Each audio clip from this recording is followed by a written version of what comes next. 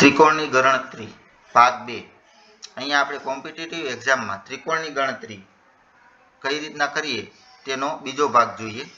અહીંયા તમે જોશો કે અહીંયા આપણે આડી લાઈન દ્વારા ત્રિકોણના ભાગ કરેલા છે। તો અહીંયા જોઈએ કે અહીંયા 1 અને 2 એમ અહીંયા આડી લાઈન 1 છે અને બીજી આડી લાઈન અહીંયા નીચે બેઝની એટલે કે નીચે છે તે 2 આડી લાઈન છે।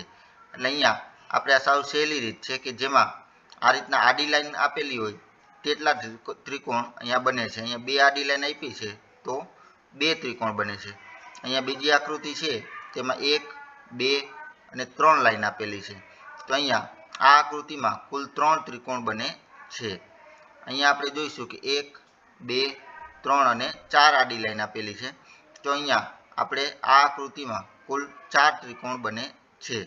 તો અહીંયા આડી લાઈન દ્વારા જે ત્રિકોણ બને છે તેની સંખ્યા આપણે આ રીતના ગણતરી કરી શકીએ છીએ। આગળની પેટર્ન જોવા માટે અમારી YouTube channel easy education four 3 ને લાઈક શેર અને સબસ્ક્રાઈબ કરો, જેમાં તમને ત્રિકોણની હજી ઘણી બધી રીતો જોવા મળશે।